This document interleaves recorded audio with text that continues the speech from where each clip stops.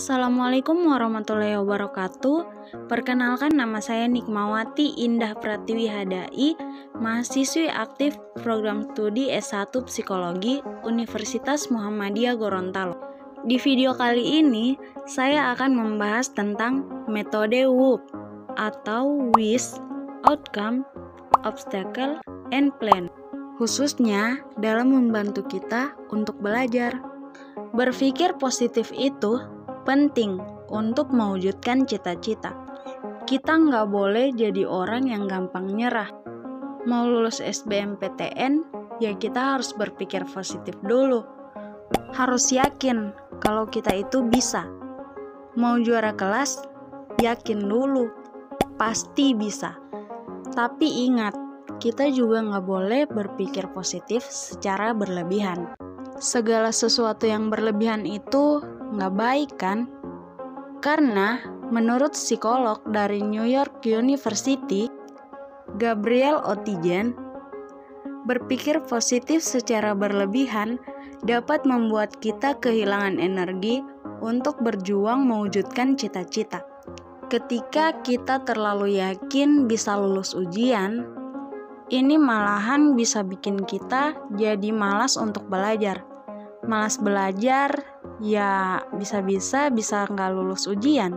Hal ini bisa terjadi karena terlalu berpikir positif, bisa menjebak kita sama yang namanya mental attainment, atau dalam bahasa Indonesianya, pencapaian mental.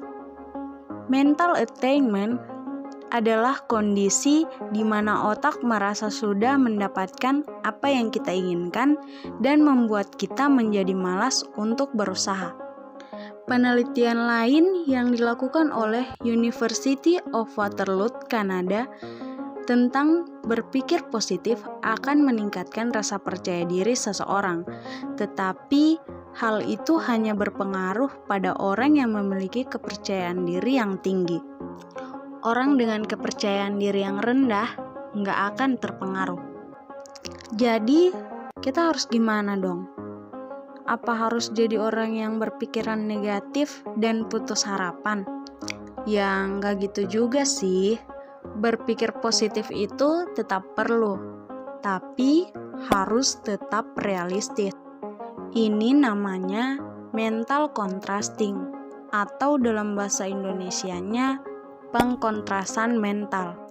Oettingen bilang, boleh kok kita berhayal soal masa depan, tapi tetap benturkan dengan kenyataan yang ada. Dengan cara ini, kita bisa mengidentifikasi kelemahan yang menjadi halangan untuk mencapai cita-cita kita. Nah, salah satu cara untuk menerapkan mental contrasting ini adalah dengan melakukan sebuah metode yang disebut WOOP, yang terdiri dari WIS, Outcome, Obstacle, dan Plan.